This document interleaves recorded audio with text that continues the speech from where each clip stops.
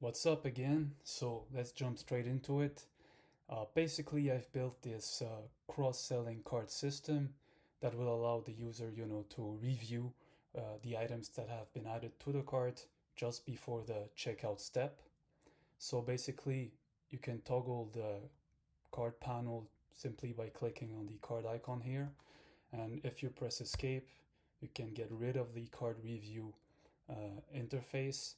You can also click outside to exit the cart panel interface. And yeah, let's just add items to the cart. So as you can see, the cart items are properly presented, listed by menu sections, and if applicable, there's also the list of extras that's appended to the item to which the user has added extras. We've added multiple items to the cart, and the system is capable of returning a very fast response with all the items properly associated to the proper menu sections for presentation and whatnot. And also the price per unit and the sizes and the quantities are properly attributed to the correct items. And finally, most importantly, the subtotal is accurately and exactly calculated. We can add another 4 other items, and by clicking on the card icon and reviewing our card again, the subtotal re-updates, recalculates, if I can say it in real time, but not really. But just before the checkout step, the program ensures that the information is always exact, which matters a lot for both parties, customer and the pizza shop owner.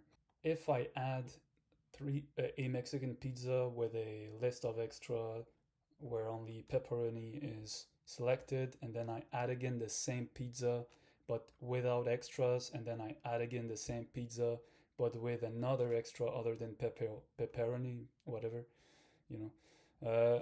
Yeah, in that case, the counter will only increment by one, meaning that it has detected that a Mexican pizza, which is a menu item in and of itself, has been added at least once, and it won't account it won't take into consideration the list of extras, or if no list of extras have been applied, and certainly won't take into consideration the content of extras per pizza. But this might be improved, because it might be true that a Mexican pizza with extra XYZ becomes a different menu item than a Mexican pizza with extra ABC. I also spent some time improving the software's resilience.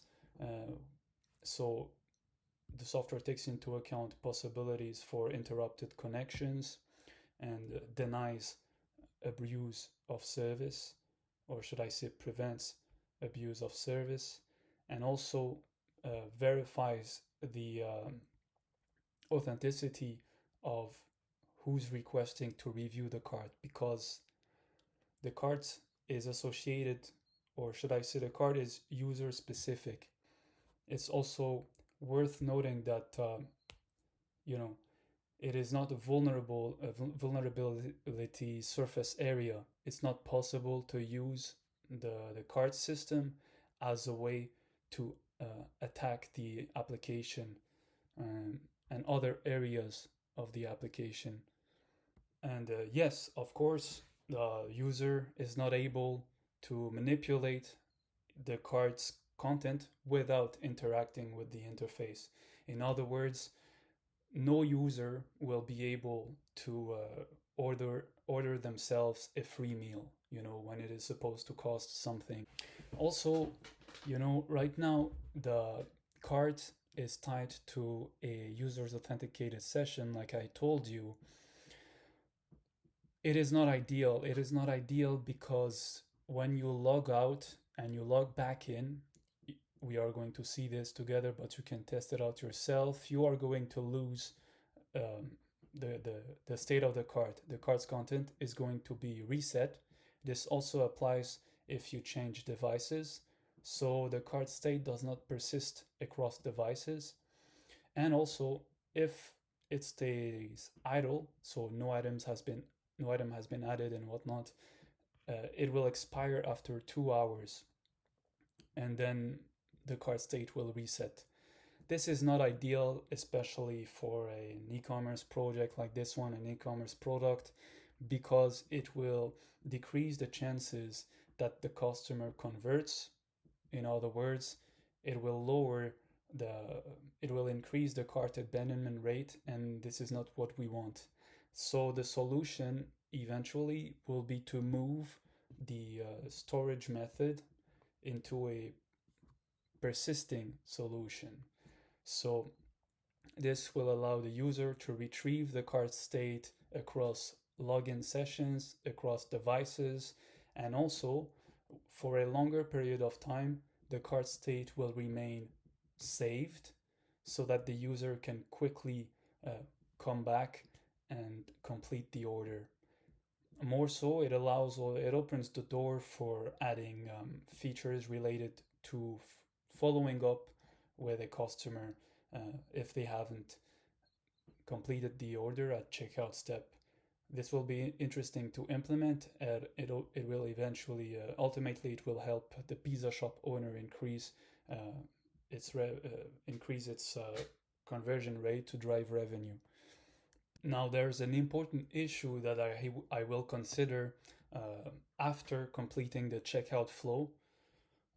It is in regards to how extras, a list of extras, are applied to a main menu item.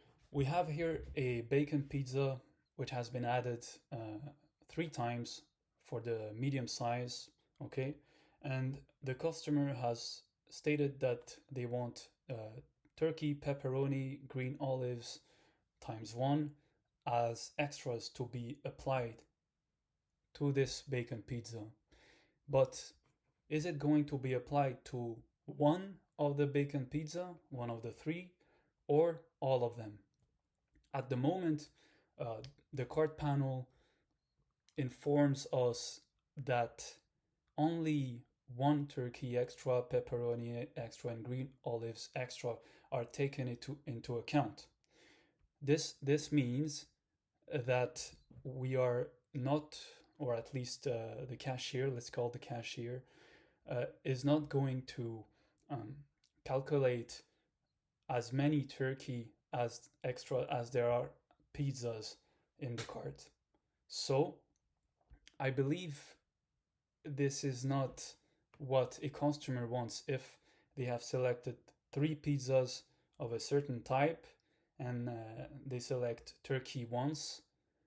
I suppose that they expect the turkey to be applied once on all pizzas. So in that case, the quantity should be times 3, and the price per unit, of course, it stays 199, but the subtotal must sum up turkey times 3, 199 times 3 plus the rest of the sum. But in this case, this is not what's happening. Let's make this a concrete example by showcasing it with a cheese pizza. I'm selecting 3 as quantity, add to cart, and yeah, let's add pepperoni only once. Okay, is this pepperoni going to be added once for a single pizza of the 3 or for all pizzas? Now I don't know. And this is confusing as a customer, and I will have to solve this problem with a solution would be to notice, you know, the customer with a, hey, you have added three times this cheese pizza. Every extra that you select will be applied to all pizza, i.e., example given, whatever.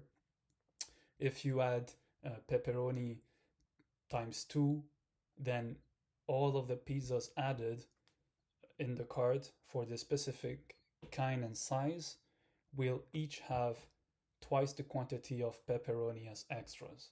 This could be a solution, but again, I feel like it adds a bit of friction for the customer. It makes them think it's not ideal. Therefore, I believe we should, at least for the first version, remove the quantity selector for menu items that can have extras, okay? This will facilitate the decision making from the customer end. So imagine there's no quantity selector here. You just add the pizza of a certain kind, of a certain size to the cart. You select your extras, and that's it. The customer doesn't have to think, and also it's there's not much changes to do in terms of the programming side of things when it comes to calculating everything, the cashier feature. Now, another problem came onto the surface, but is not as fatal than the one previously explained. It has to do with information consolidation, which is an important principle when you develop interfaces. You don't want to have a specific set of data repeated multiple times on the interface to the point that it wastes space. You know, we can see here that the homemade fries of the small size with a quantity of one has been added 4 times to the cart. In that case, I expect the cart review panel to consolidate the information and render homemade fries times 4 as many times that it has been added to the cart, size small, and the price per unit. So we will save 75% of the space that it currently occupies. And yeah, this is just a minor detail. It's not as fatalist as the previous problem I explained.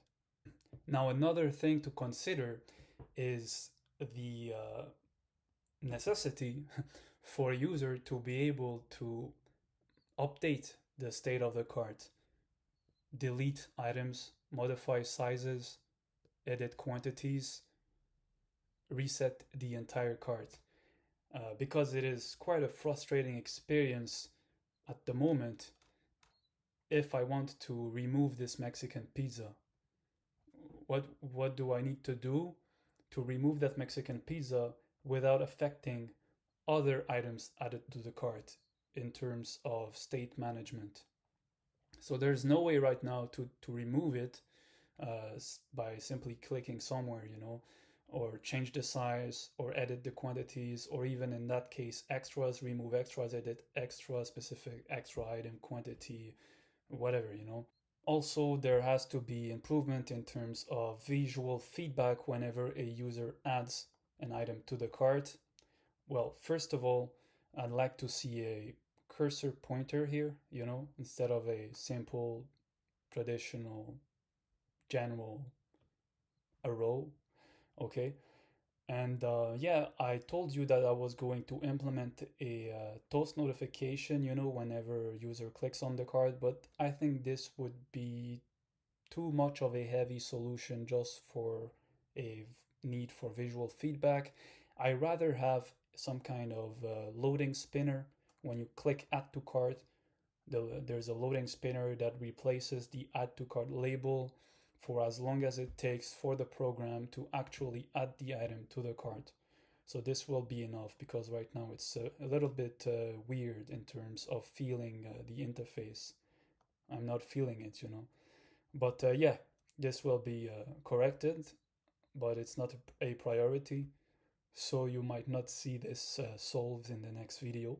Because what matters, my friend, is the checkout process, and this is what I am going to complete. For the next video, the user will be able to pay and have his payment be processed. And this will complete the checkout flow from browsing the menu, reviewing the cart, and making a payment to confirm an order. And from there, we'll progress further. So I believe that's it. I hope you enjoyed this, and see you next time.